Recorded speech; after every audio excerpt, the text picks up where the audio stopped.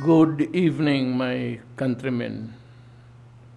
Again, we continue our weekly talk and still hugging the headlines, and of course, the topic of everybody now is the COVID-19 and the corresponding vaccine that we have expected for a long time.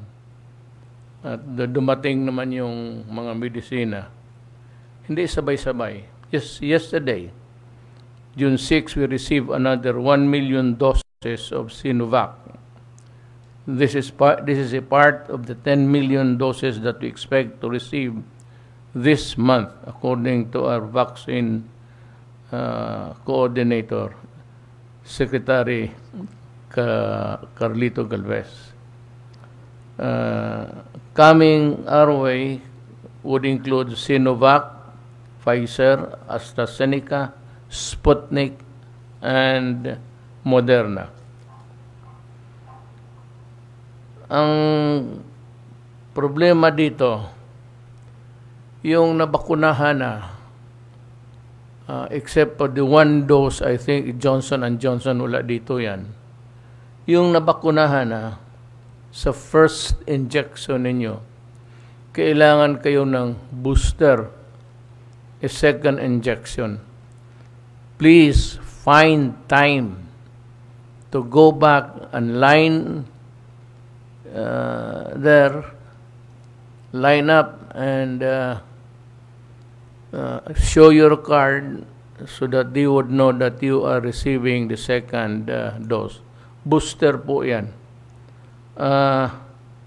Alam mo, ang medisina nitong mga Sinovac, Sinopharm, and the rest, dito ngayon, which are available in the Philippines, they require a second dose, booster. At kayong iisa lang, kulang yan. Pakilinya lang uli for the second dose because ang protection ninyo is not complete without the booster. Mahirapan talaga akong magkumbinsi sa Pilipino, lalo na yung matigas ng ulo. Kindly follow instruction. Hindi naman mahirap yan eh. You find time at your convenience na pumalik doon, pumila, at magpabakuna, tinatawag nilang second booster. Yun ang magbigay sa inyo ng more or less a good protection. But it does not guarantee that you will not be contaminated unless you observe the protocols of the washing of the hands, again, and mask, and social distancing. Kasi hindi pa nawala talaga itong COVID-19.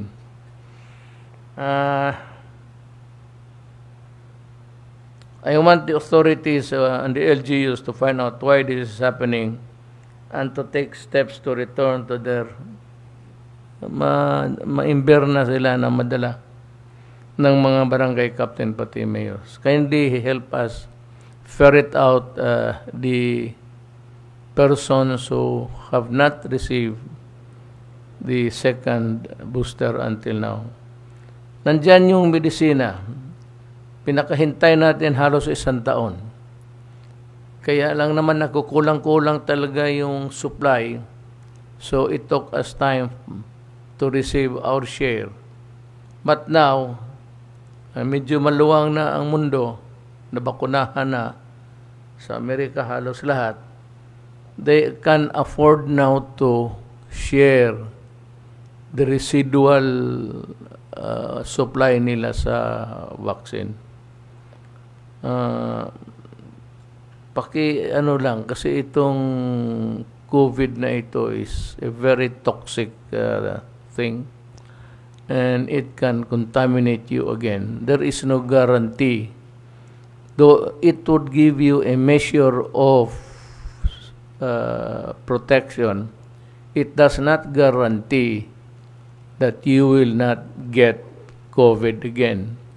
So despite or in spite of your vaccines and boosters, please observe the basic protocol. Mask, hugas ng kamay, at social distancing. Matatapos rin to, especially with your cooperation, matatapos ito, mas madali. June 5, the global community celebrated World Environment Day to promote greater commitment to care our planet. Sadly, however, the COVID-19 crisis also gave a rise to plastic waste and pandemic. The popularity of delivery of services has produced considerable solid waste, such as the delivery of packaging of both food and non-food products. Also, a serious concern is the proper disposal of medical waste. There have been several reports of poor disposal. Alam mo ito, mga medisina na ito, babaon to. I remember one time when I was mayor, parang isang nurse, dyan lang sa Talomo area, sa beach, doon siya naghukay doon sa sand at doon niya inilibing. That is not the proper way to do it. You might as well wait for the garbage men to lock the garbage and balutin ninyo yung mga ano ninyo, mga medisina, yung naturok na, saka yung mga sirens, balutin ninyo, ibigay ninyo sa basurero. Alam nila kung ano lang gawin nila. So,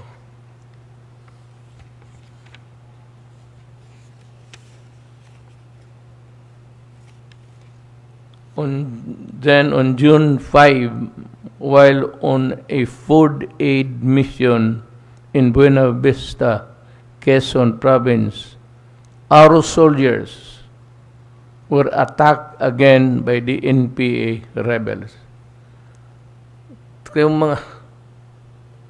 Itong mga wala na ito, they do not have the ideology. Wala na yan silang prinsipyo sa ulo nila makipag-away. They are there to plunder. And to just, for the sheer brutality of it all, they want to kill our soldiers. Yan ang dito napakahirap. The police and soldiers across the country have been distributing food aid and other needs. At despite the sacrifice of the men and women of the armed forces of the Philippines and the police, still they are the object of depredations, attack. Hindi ko maintindihan itong any pandemic where everybody is in need of food and everything. Sa Bisaya pa, I don't know about the Tagalog for the daginot, yung ano bang daginot sa Tagalog? Parang pati yung mga gano'n na maliliit na bagay na hindi dapat gawin, kinakalkal pa rin nila ng away. So, they only have the condemnation of the people, especially from me. Kaya hindi talaga tayo magkaintindihan kailanman. No peace talks can ever succeed under me or under any other president if you do not stop attacking government forces and even civilian leaders. Yung mga barangay captain, ang mga barangay captain is one sector na maraming pinatay ang NPA sa ngayon. Sila ang favorite target. Especially itong mga barangay captains na proactive in favor of government. They are always the object of assassination. Sige lang, total ang sundalo, may mahuli isa, dalawa, magpapiyait naman yan kung ano. Then we would know what to do with you. What you can do, I can do better 10 times over. Anong kaya ninyo, kaya kong gawin. So, I would know how to deal with you. You are insensitive of the plight of the people na kailangan ng pagkain, pati tulong ng gobyerno. Hindi kami nagkulang sa tulong, bilyon yung amin. Hindi yung pitsi-pitsi. And DILG is doing it the correct way. So, nandyan yung... But I'd like the soldiers to know and the families of the fallen heroes that the nation is very grateful to you, and we would know also how to reciprocate their bravery. Itong lahat na ito, total identified man yan sila. Kasi hindi matago eh. Justice will be served sa kanila in the end.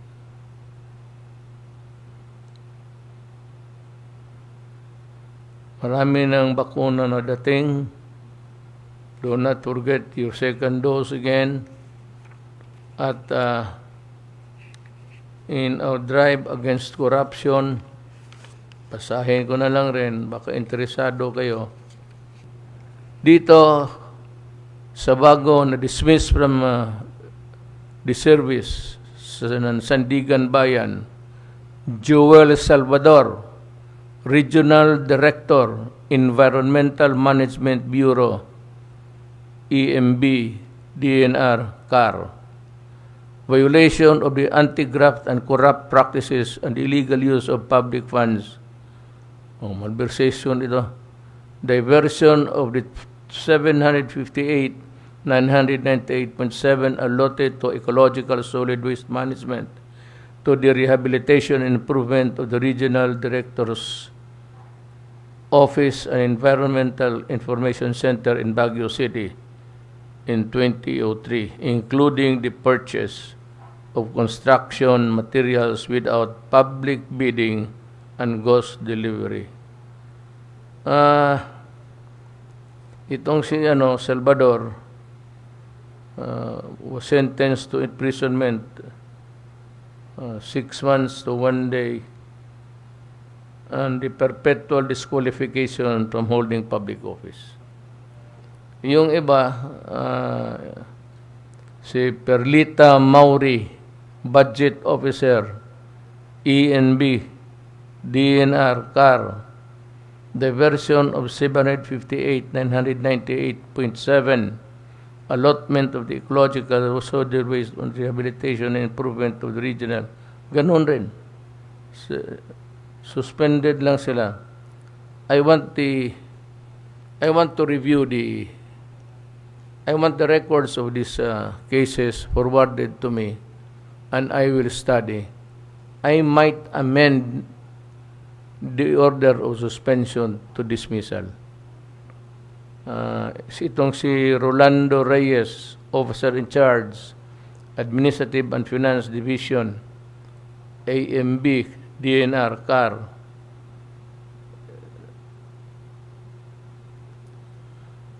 Ganon rin.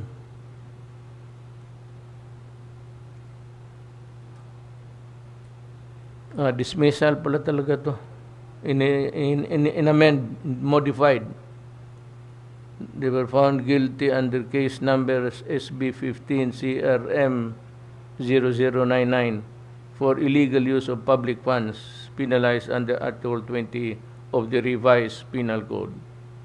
They were meted with a fine of itong si Rudy Bastica, Forest Ranger, Deputy Land Inspector. Suspension lang. But he appealed. Ito, involving in land title irregularities. Pagka may malversation, falsification sa documents, that is a crime. They should be accordingly.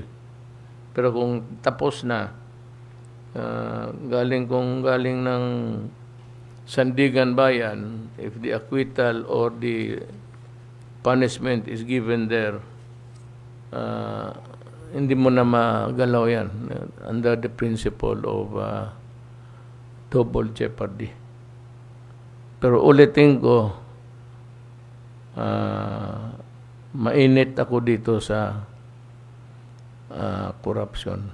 Marami na kayo. Magsabi ka lang na about 300 of you were dismissed from government service. Meron na. Hindi ko lang inano. Kung gusto ninyo malaman, makinig kayo dito. But I do not band it just for the sake of humiliating the erring employees. But the problem is the right of the people to know what you have done in your service as a public worker. Now, we shall begin our discussion. We have on the teleconferencing set up Dr. Domingo Carlo Nograles, Bindigo Nograles, si Sal,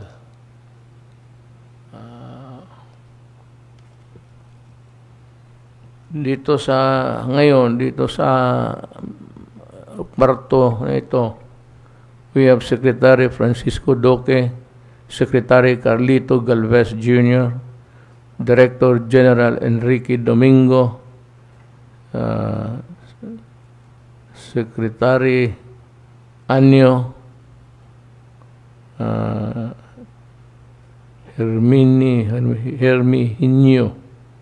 Herminio ka pala, Harry Roque, and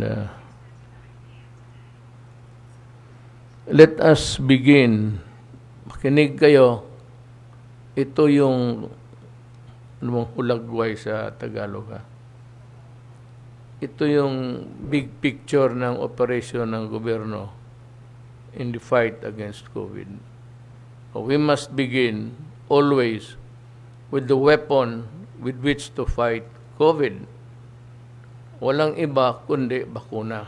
So let us start with Secretary Duque and tell us more about what you intend to do in the days to come, moving forward.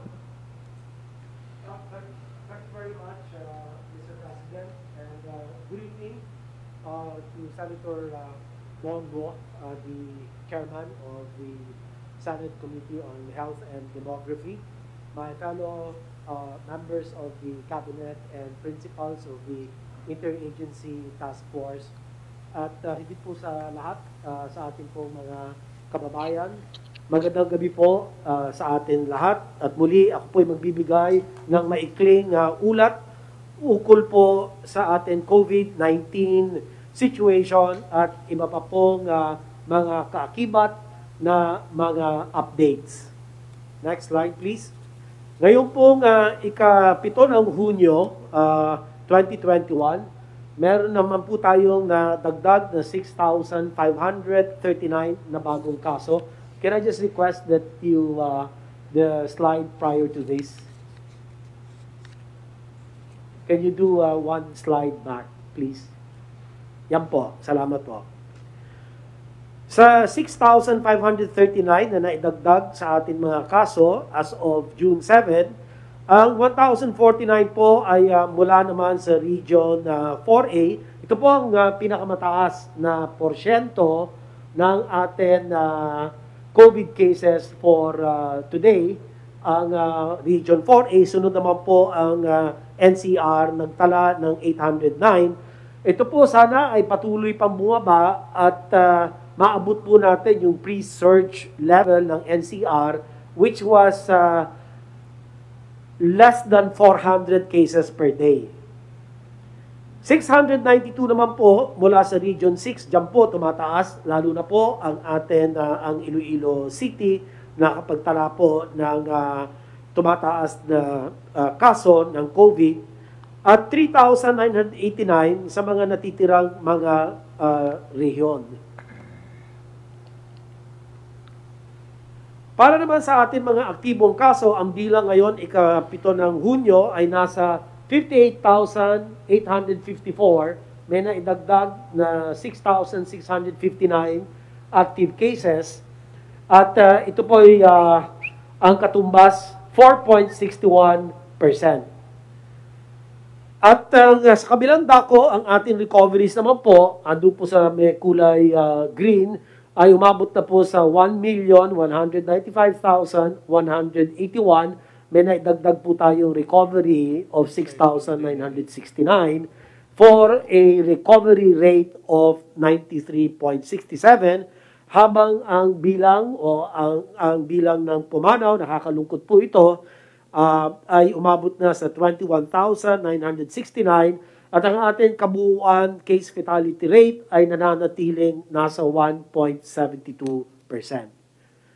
At para sa mga Pilipinong may edad 50 to more than 80 years of age, ang case fatality rate ay 5.44%. Napakataas po ito, halos 10 doble noong case fatality rate ng may edad less than 1 to 49 years of age, na asa 0.42% lamang ang case fatality rate. Kanya ito rin ang dahilan kung bakit paulit-ulit natin sinasabi na uunahin ang mga matatanda sa atin pong vaccination program.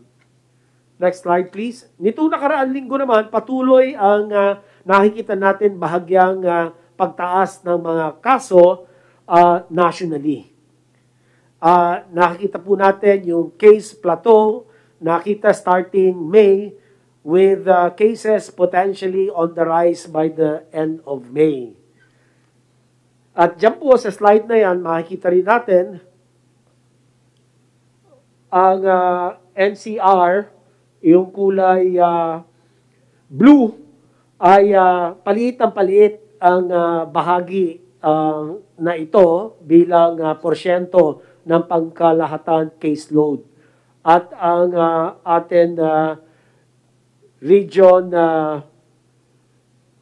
ito pong kulay blue, parang green teal color, ito po yung region 4A, at nakikita din natin nagpaplato ang mga kaso, at ang region 6, ayan po yung kulay violet sa baba, ay nakikita natin unti-unting tumataas na ang bilang ng mga kaso sa naturang rehiyon.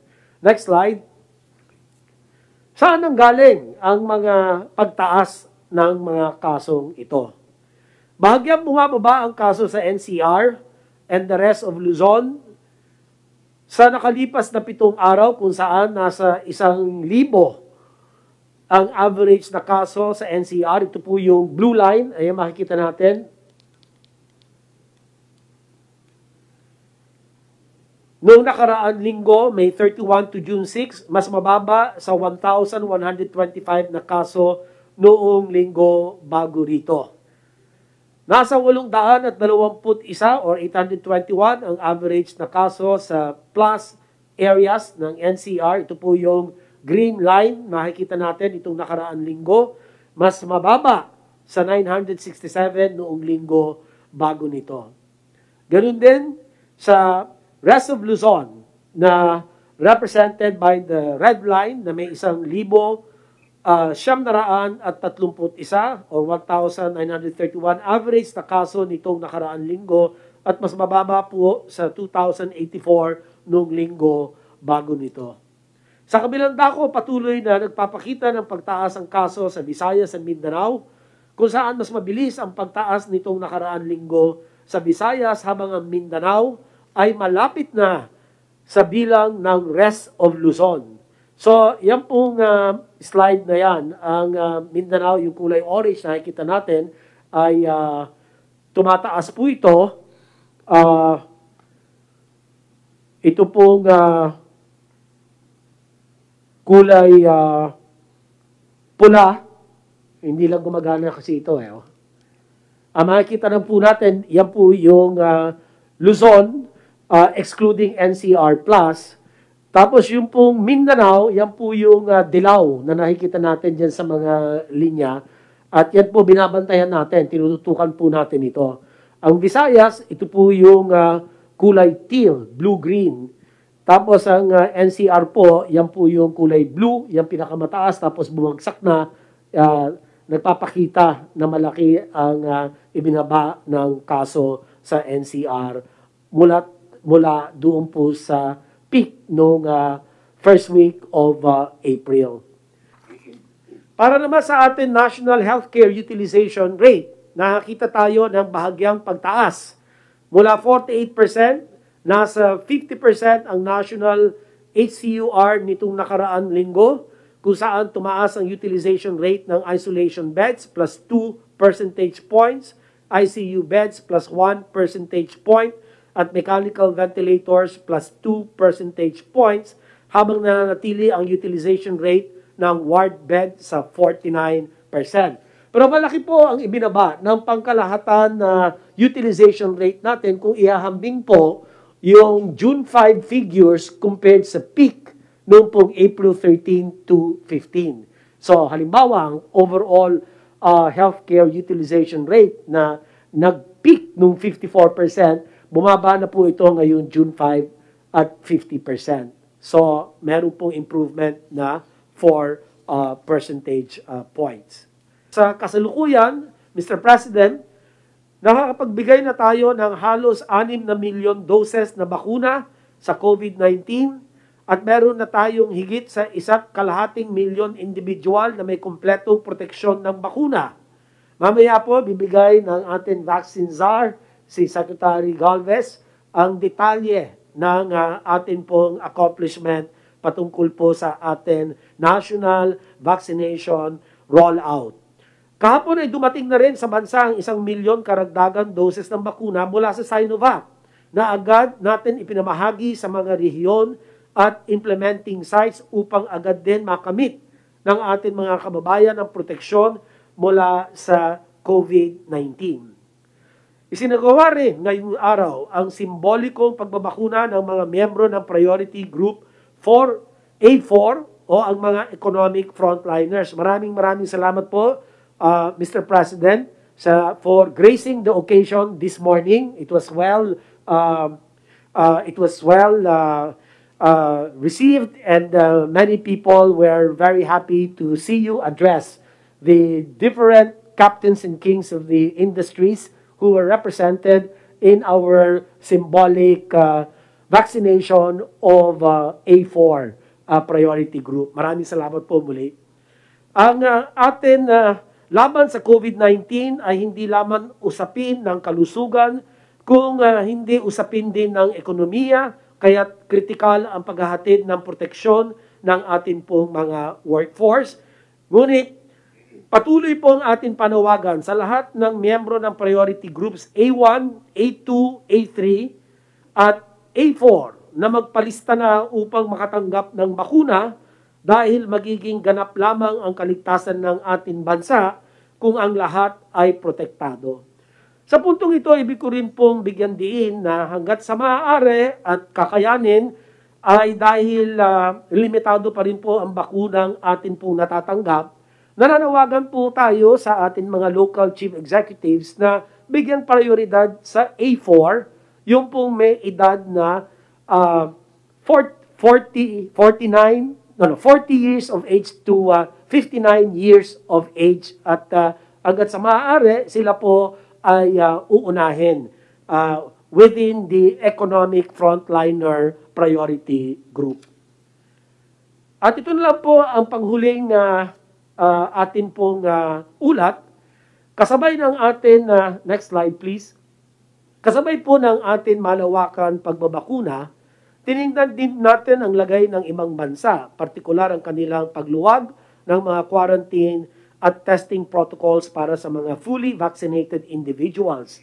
At sa amin pong pagsasaliksik, amin nakita rin na ang mga bansa na gumawa nito ay una, may mataas na bahagi ng populasyon na fully vaccinated tulad ng Seychelles, Israel, USA, and UK. Halos lampas 50% ng kanila pong populasyon ang bakunado na po at protektado. Ikalawa po, may mababang daily new cases per million tulad ng Iceland at Hong Kong. O may malakas na contact tracing at quarantine capacity tulad ng Thailand at Korea. At muli, kami po ay nananawagan sa ngalan ng IATF at ng NTF na paigtingin panlalo ang atin pong mga contact tracing activities sa mga pamahalaan na lokal sa kanila pong paggabay sa kanilang mga komunidad para matukoy kaagad ng mabilisan sino ba yung mga exposed at madalian pong ma-isolate or ma-quarantine para hindi na po magtuloy-tuloy ang hawaan at maputol ang kadena ng hawaan at madurog ang mga pagkukumpul-kumpol ng mga COVID cases. Dahil dito, patuloy naman namin itong pinag-aaralan kasama ang IATF, kabilang ang Department of Tourism for fully vaccinated tourists at Department of Information and Communications Technology para sa pagbuo ng mekanismo upang ma-validate ang vaccination status ng iba pang mga vaccinated individuals na papasok sa bansa. Malapit na po ito, ilalabas ng IATF matapos magrekomenda ang atin pong Technical Advisory Group of Experts.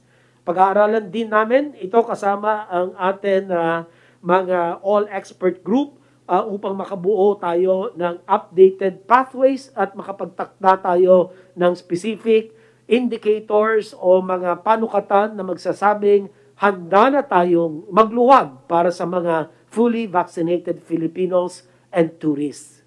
Sa ngayon, ang pinayagan po lamang ng IATF ay ang pagluluwag ng quarantine requirement mula 14 days to 7 days para sa mga individual na nakakuha na ng kumpletong doses ng bakuna dito sa ating bansa.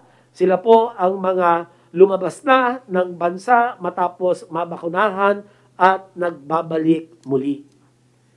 Sa kabuuan po, Mr. President, the final slide, ito po ang panghuling mensahe. Una, ang mga kaso sa ating bansa ay nagpapakitang muli ng pagtaas mula sa panuong Huwebes ng nakaraang linggo. Ikalawa po, ang mga naitalang kaso sa Mindanao ay nahigitan na ang mga naitalang kaso sa NCR. Atin din binabantayan ang mga kaso sa ilang nalalabing bahagi ng Luzon. Ikatlo, dahil sa limitadong bilang ng COVID-19 beds, nagdudulot ng high at critical risk ang maliliit na pagtaas sa utilization rate. Muli aming hinihikayat o inuudyok ang mga ospital sa mga nasabing rehiyon na maglaan ng mas maraming ICU, isolation, and ward beds, pati mechanical ventilators.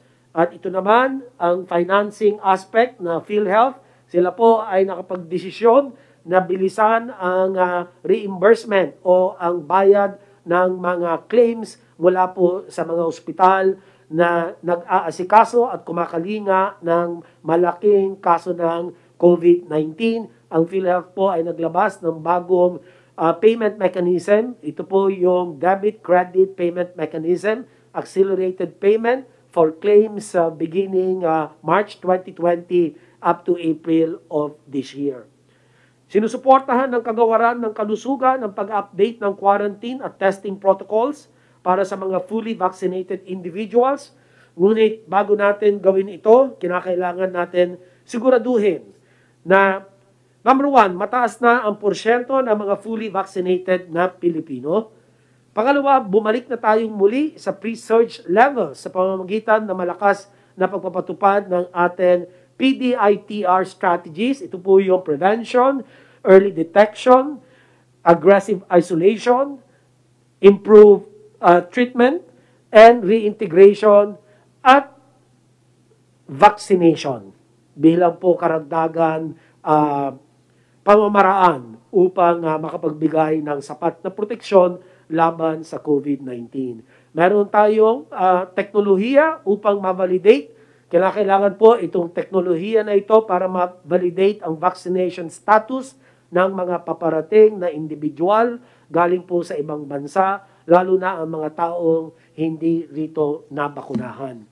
So ito na lang po ang akin pong pinakahuling bahagi ng ulat. Mr. President, maraming salamat at handa na po akong sumagot sa inyo pong mga katanungan. Salamat, Secretary Duque. Secretary Anyo. Magandang gabi po, Mr. President, my fellow public servants. Please put my slide.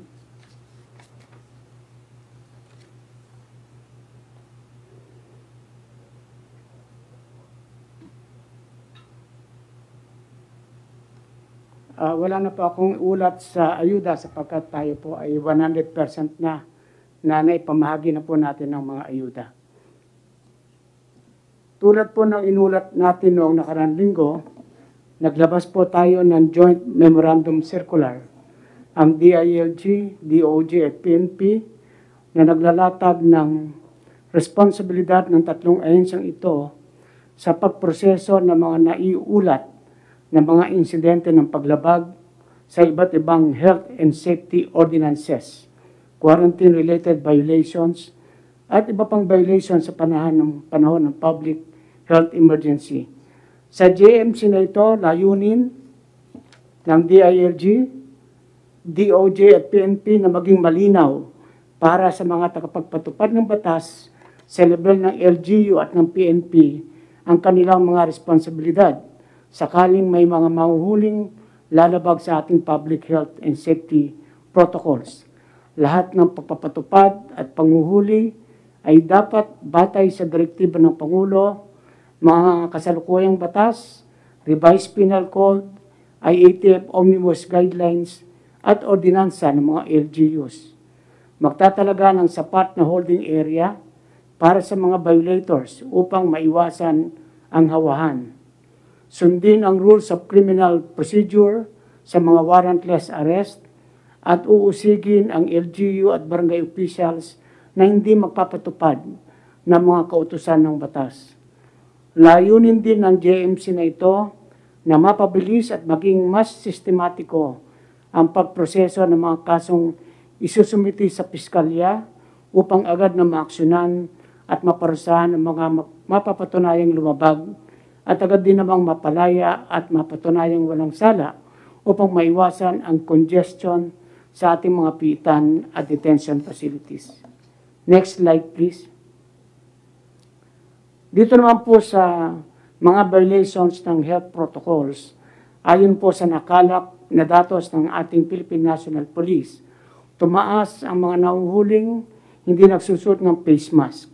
50,000 at 21, habang bumaba naman ang mga kaso ng mass gatherings, 613, at kawalan ng physical distancing sa bansa, 13,882. Mahigit 1,700 po ang nakasuhan natin sa korte.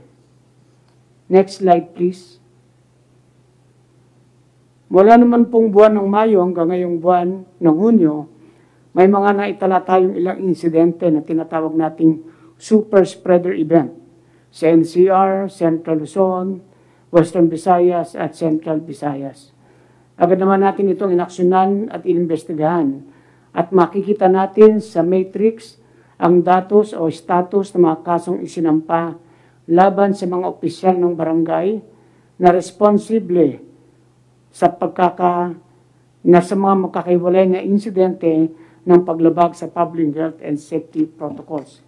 Sa inyo pong pag-uutos na kasuhan natin ang mga barangay officials, 6 po ang nakita natin dito at nakasuhan. Ito po yung mga super spreader event, gubat sa syudad incident, Barangay 171 sa Caloocan City. Recreational resort and pool operations sa San Jose, Navotas City. Ang boxing match dito sa Tondo, Manila, Barangay 181 at 182 sa Gagalangin, Tondo.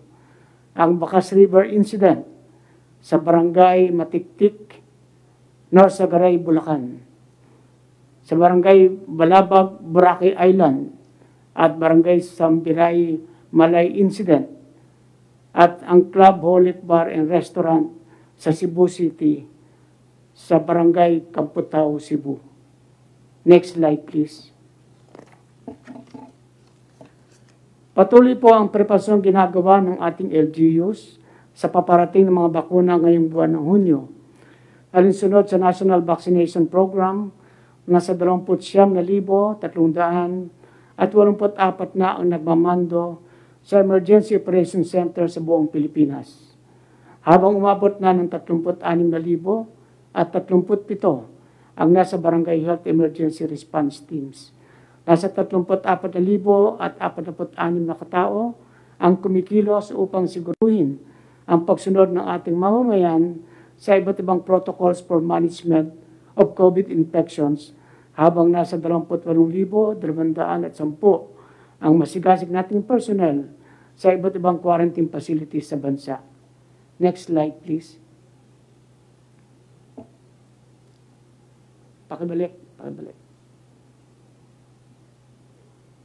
Pakibalik.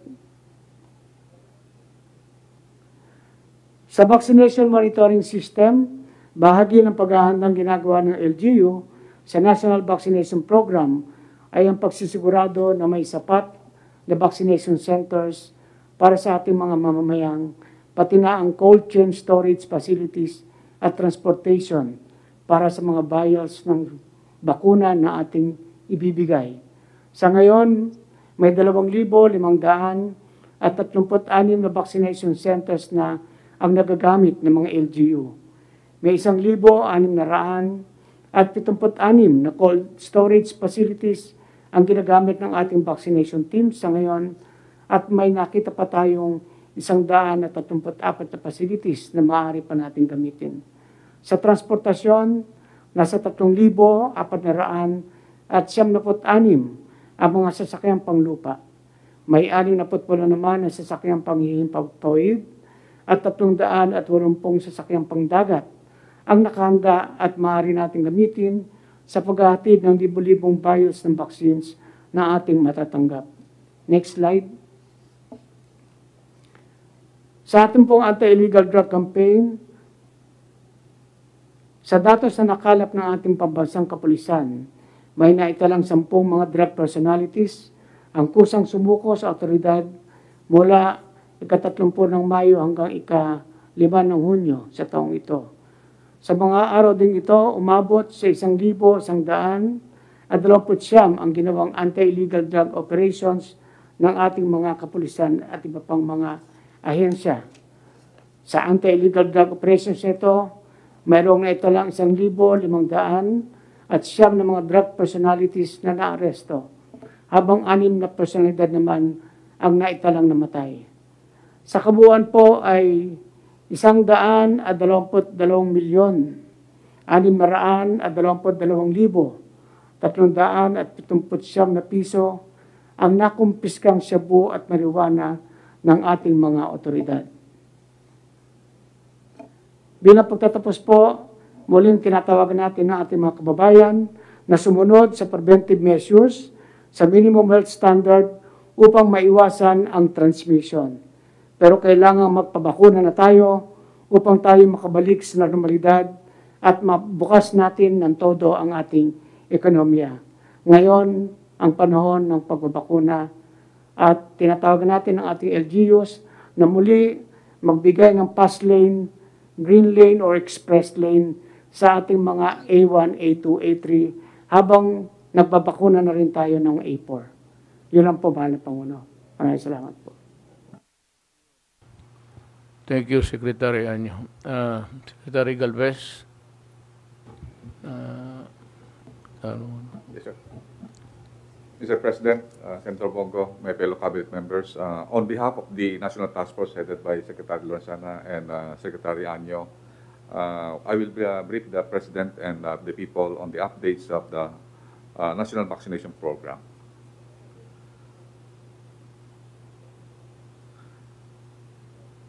Next slide, please. Please show my slide. Next slide, please. Sir, these are the significant updates for this week. Yung ating pong vaccination po, magkakaroon na po tayo ng 6 million mark on each administration this week. In fact, ngayong araw, sir, more or less na-breach po natin ang 6 million mark. And then, meron tayong the Philippines reduced its 7-day moving average due to lack of supply but expected to rebound this week with impending deliveries of 10 million doses this June. So meron po tayong impending deliveries ng June. So mababa po ang ating average vaccination considering that yung ating delivery po nung last week ng May at saka po yung first week of June naantala po. So nagkaroon lang po ng delivery this June 6 kahapon lang po. But the good news is that the COVAX and Gavi remain focused and committed to inoculate at least 30% of the global population. So makikita po natin yung COVAX and Gavi, nagkaroon po tayo ng meeting na ito po ay in-administered ng Japan, ay marami pong silang matatawag na commitment na at least to inoculate 30% of the global population. At nakita po natin na, mahal na Presidente, since nung May, meron po tayong 2.2 million na COVAX volume. Ngayon po, dinagdagan po nila na magiging 4.2 million deliveries this month. At mamaya po i-present ko po yung details. And then also, magkakaroon na po tayo ng mga supply agreements, particularly po ang talagang pinapa-finalize po namin, yung supply agreement with Pfizer. Kasi pagka po nakuha po natin yon, 40 million po ang i-deliver po nila. More or less 15 million po ang ma-deliver ng third quarter, and the remaining will be on the fourth quarter. Malaki pong tulong po sa atin yon. And then, ito pong pinag-aaralan po natin, yung at least 3 vaccines can be used for pediatric vaccination. Mamaya po pakikita po natin na yung 3 brand na meron po na silang advanced trial at meron pang 11 brands na trying to have the trial for the pediatric vaccination. Ito po talaga papag-prepare natin para pag-opening po ng mga classes. At nakikita po natin na malaki pong sizable amount yung ating pediatric populations na humigit kumulang na 29 million. And then, yung po, ay magandang balita na inopen na po natin yung A4, and then later, pagka dumating po yung COVAX natin na 4.2 million, pwede na po tayong mag-ungos ng konti po dun sa A5 this month. Next slide, please. So ito po yung mga balita na yung Moderna, meron po silang ginagawang clinical trial for ages 12 to 17. And then kahapon po, ang Sinovac ay naglabas po ng magandang balita na China has already approved for emergency use of Sinovac from 3 years old to 17 years old. And then sa UK, ina-approve na po na yung Pfizer ay magamit po sa 12 to 15. And I believe the US also using Pfizer for 12 years old and above. Next slide po. So ito po, nagsimula na po tayo ng vaccination ng ating A4 last week. Nagkaroon na po tayo ng mass vaccination sa airport. Yung lahat po ng ating mga government units at saka agencies, katulad po ng Coast Guard, Bureau of Immigration, yung DOTR, at saka yung ating one-stop shop ay nagkaroon na po ng vaccination. And then kanina, nagkaroon tayo ng mga representation and symbolic vaccination for our A4. Kasama po dito yung ating mga frontline workers, nakita po natin yung mga teachers, and even yung mga economic frontliners and government workers. Next slide, please. So ito po ang detail ng ating total vaccines administered as of yesterday. So nakita po natin na meron na po tayo na 1,397,710 na nabaksinate na po na A1 or representing 93%. At ang ating totally vaccinated na A1 or sa healthcare workers representing 55%, yung 827,889. Sa A2 po, meron po tayong 1.5 million at sa A3, meron po tayong 1.4 million. For a total of first dose vaccine na 4.3 million. At ang ating second dose fully protected is 1.5 million. For a total of almost 6 million. Sa ngayon po, meron po tayong more or less 3,850 na vaccination site. Ito po kasama po ang LGU at saka yung mga private sector and also yung mga different hospitals. Sa ngayon po, meron na po tayong 9,329,050 na total vaccines received at meron po tayong 3,363,399 doses na nasa inventory na hindi pa po nagagamit para po ito sa second dose at saka mga mangilan-ngilan sa first dose. Next slide, please. Sir, ito po ang schedule ng ating doses at saka vaccines na to be upcoming this coming June and July. So, sa June po, natanggap na po natin ang 1 million delivery ng Sinovac. And then sa Sputnik, mag-uusap po kami bukas at titingnan po natin kung madideliver ng June 9 yung 100,000. We are negotiating to have them delivered yung 1 million. Then sa Sinovac, definite na po na darating po ang another 1 million sa June 10 and another 1 million sa June 17. We are requesting na sa June 17, dagdagan po ng another 1 million or 500,000 para at least mapagamit po sa ating mga A4 at saka mga sa business sector. At nakikita po natin Sinovac, meron pa siyang remaining 2.5 million doses to be delivered on the fourth week or the last week of June. Ang Pfizer po, galing sa COVAX, ay magbibigay po ng 2,280,000 doses. And then ang Moderna, yung nabili po natin, kasama po ang private sector, 250,000, ay madideliver po ng June 21. Yung AstraZeneca through COVAX na 2,028,000 ay magdideliver naman po third or fourth week. So total of 11,058,000 doses for June. Ito po yung expected po natin, Mr. President. Kung sana, awa ng Diyos, wala pong madelay po dito. Sa July 21 naman po, steady po na meron po tayong 4.5 million sa Sinovac. Ang Moderna, dadagdagan po nila na magiging 1 million. And then sa AstraZeneca, yung private sector ng Go Negosyo at saka yung ibang conglomerates, 30 conglomerates, matatanggap na po nila yung first dose nila ng delivery na 1,170,000 doses. Then sa Sputnik, we are negotiating for another 1 million and we are expecting sa COVAX na may maintain po yung 3 to 4 million doses for a total of more or less 10 million. Sa August po, Mr. President, more or less kung kakaroon po tayo ng ating negotiation sa Pfizer, aabot po ng 17 million ang ating delivery this coming August. Yan lang po, mahal na Presidente, at maraming po salamat. Thank you, Secretary Galvez. Secretary Lorenzana, would you like to say something? Yes, Mr. President. Good evening po. Dalawang urat lang po ito ating minamamanmanan. For the information of the President, yung pong ating mga iniuuwing mga Pilipino na galing sa Sabah na inumpisahan natin noong July 2020, nagkaroon po tayo ng 8 biyahe po ng mga barko na galing doon pupunta dito sa Zamboanga. Yung pinakahuli po ay dumating noong 22 May na ang laman ay 496. Ang kabuuan po na dumating na mga Pilipino mula sa Sabah ay 3,132. Meron pa pong mga pamigit kumulang na 4,000 na naghihintay na umuwi dito sa Pilipinas.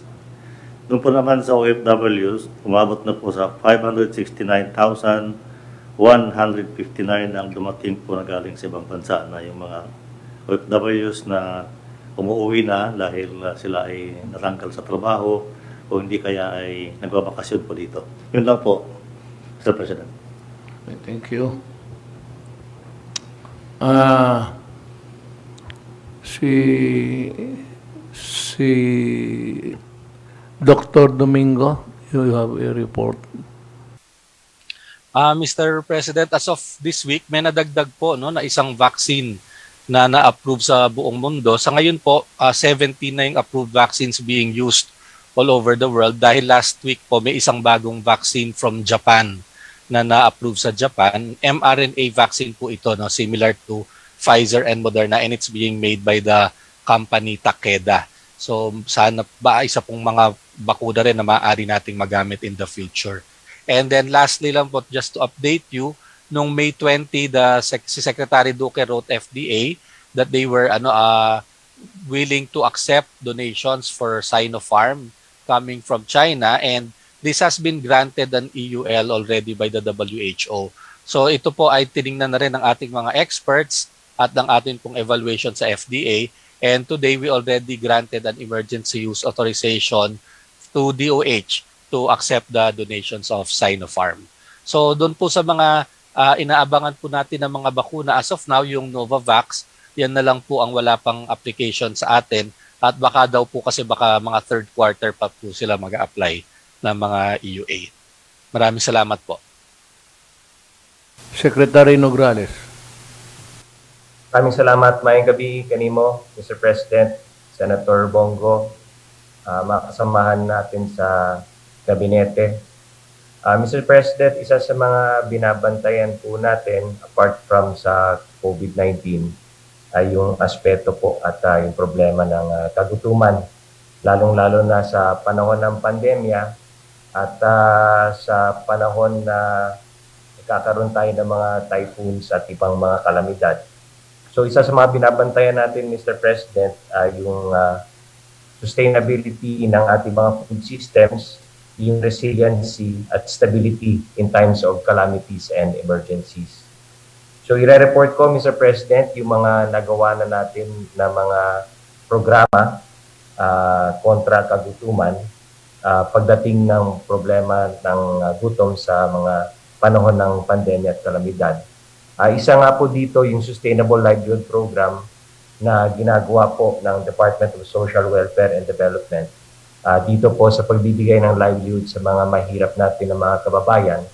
Ito po yung SLP, Cash for Building Livelihood Assets. Pagbibigay ng livelihood sa mga mahirap natin na mga kababayan.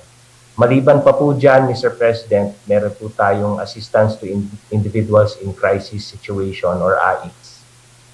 Nakapag-serve na po tayo ng 1,224,270 clients, which is actually more than the 877,444 target.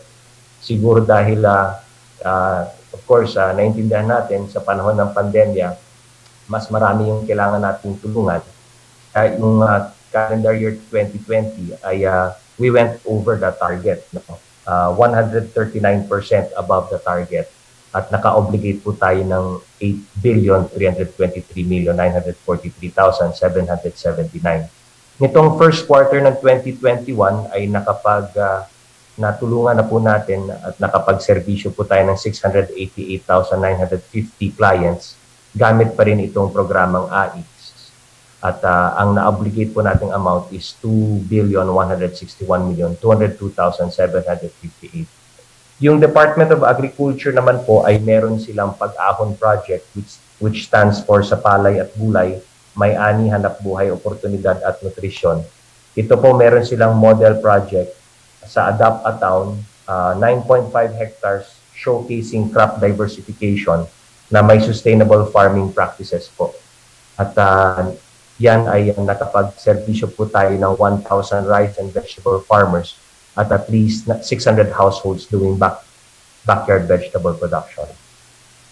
Thank you, Secretary Salis. Sal, you have something to say to the Filipino people, I'm sure. Magandang gabi po, Ginoong Pangulo. Kasama po natin sa kabinete at si Senador Christopher Lawrence Go. Palagay ko po yung ating suliranin sa ngayon ay mukhang hindi naman nababago. Nandun pa rin yung mga lumalabag sa ating mga health protocols. At naroon pa rin yung katanungan, ano bang pwede natin gawin dito sa mga taong ito na talagang pilit, na ipinagwawalang bahala ang mga paalala, ang mga direktiba ng ating pamahalaan.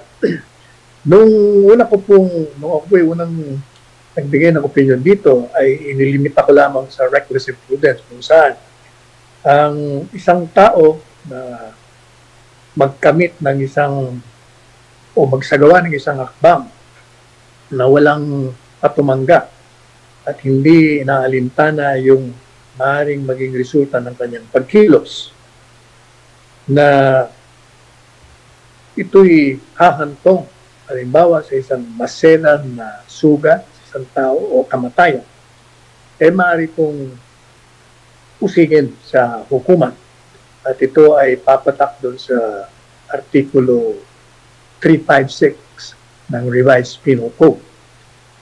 Meron pong pwede pang ihain laban doon sa mga lumalabag sa mga health protocols. At ito po yung sa Codigo Penal po natin, under Article 151, meron ding sinasabi doon na yung resistance, disobedience to persons in authority or agents of persons in authority. Madalit sabi, yung pong ayaw sumunod o talagang ayaw niyang sundin yung mga direktiba ng pamahalaan. Sapagkat lahat po ng tao ay pinagpapalagay na alam nila ang batas at ang mga regulasyon. At katunayan nga, paulit-ulit po ang ating pamahalaan ay halos isang taon na yan, mahigit, na paulit-ulit na sinasabi natin, ito ang health protocols, kailangan natin ipatupad ito, at ito'y para sa kapakanan, hindi lamang ng taong susunod dito, kundi sa kanyang mga kapwa-tao rito. Kung ito pong taong ito, despite the fact na alam niya na nga ang pinagbabawal, ganun pa rin ang gagawin niya, pwede po siyang idemanda ng pag-resist o hindi pagsunod sa mga persons in authority or dun sa mga agents of the persons in authority while in the performance of their duty. Yung pangatlo na pwede po natin gamitin ay yung mga local na ordinansya na pinatutupad ng mga LGUs. At katunayan, marami na po tayong mga local ordinances sa iba't ibang mga LGUs at ginagamit na nga nila ito upang i-demanda yung mga lumalabas. Pangapat, pwede po natin gamitin yung Republic Act 11332. At ito po yung mandatory reporting of notifiable diseases and health events. At pag ito nga, halimbawa, kung kayo po alam nyo na nga merong kayong sakit ng coronavirus at hindi nyo inireport ito, talagang lalabagin nyo 11332. Ganon din po yung mga taong dapat na nakakaalam at hindi nila nireport, abay papasok din po rito sa batas na Republic 11332. At may balik ko po dun sa reckless imprudence. Alam po ba ninyo na sa ating batas, pag yung pong halimbawa, yung isang tao na alam niya na meron siyang sakit na coronavirus, alam niya, pumunta ho siya sa isang lugar na meron mga pagpupulong at yung kanyang sakit ay nailipat ang nahawa sa isang tao o ilang tao at ito ay namatay. Aba, ibang usapan mo yun. Kasi yung unang sitwasyon, hindi niya alam na may sakit siya. Baka nahawa lang siya. Kaya yung pwede, kung namatay, papasok lamang yun sa home site. Kung ito naman ay maselan na sugat o injury, maging reckless imprudence resulting to serious physical injury or depending nga kung hindi naman serious, less serious. Pero kung alam niya po, pumunta siya sa isang lugar, alam niyang may sakit siya ng coronavirus at nakahawa siya at namatay, ay yan po ay talagang sadyang pagpatay. Papasok po yan sa murder sapagkat intentional. Alam mo na nga makakahawa ka. Alam mo na pag nahawaan ka, lalo na yung mga may sakit ng dati, mga comorbidity tinatawag, talagang yan ay sadyang pagpatay ang ginagawa mo at ikay mananagot sa ating mga batas at kapangyarihan. So, yan pong apat na yan ay pwede po nating gamitin upang maging paalala sa kanila na hindi po pwede na walang patumangga, hindi nila iniisip ang kaligtasan hindi lamang ng kanilang mga sarili, kundi ng kanilang mga kasamahan at kapwa-tao. Yan lamang po, Ginoong Pangulo. Tama ka, Sal. For as long as people do not honor the protocols prescribed by government, kung ayaw nilang sumunod, ayaw nilang maniwala, walang katapusan ang COVID. Because there are 1,010,000 and yung napapakunahan, malagay na natin, you have breached the 40 million mark. Ganun pa man, yung naiwan would also be in danger of contamination. Yan ang problema dyan sa mga tao na hindi nakakaintindi nakakaintindi pero ayaw sumunod. And yung sabi mo, murder, although medyo malayo masyado sa isip ng tao yan, but it is possible. If he knows that he is sick with COVID-19 and he goes about nonchalant, papasyal-pasyal ka lang dyan, you are, maybe if it is intentional, malayo yan, pero it could be murder, sabi nga ni Sal. At kung hindi, yung reckless imprudence would really mas swak doon sa sitwasyon na yun. Well, anyway, as we go along in this journey, reading the pandemic from our country, we will adopt measures that would be commensurate to the gravity of the situation. Ako, ayaw kong pero well, pag ayaw talaga ninyong sumunod at mahaba, gaya ng Mindanao, then Bacolod, and Cagayan de Oro. Nakita ko talaga, I passed the place while going home to Mindanao, na ang mga tao, baliwala, parang walang nangyari. Parang walang sakit. Parang walang, basta pasyal ng pasyal, they go about their daily business, though not intentional of harming other people, but consciously having the COVID-19 in their bodies. At alam mo yan, at you do not honor the protocols, yan, magkakaproblema ka. We might calibrate our response to the intransigence that you will show. Depende sa ano ninyo. Kung talagang ayaw ninyong sumunod, then we can go into marami. I could, ayaw ko lang sabihin, but we have the power to control it actually. Kung ginusto lang namin pahirapan ang tao. Any other question? Any additional information? Pag wala, papasalamat ako sa sambayan ng Pilipino for their patience and to listen to what we are saying here. The truth is here. Dito ang totoo. Nandito ang totoo. Kasi sabi ko, walang obligasyon kaming magsinungaling. Ang amin is magtrabaho, magsabi ng totoo. Wala kaming agenda, wala kaming plano kung ano. Basta amin, trabaho lang. And hanggang sa katapusan ng araw ng aming pagtatrabaho sa gobyerno. Salamat po.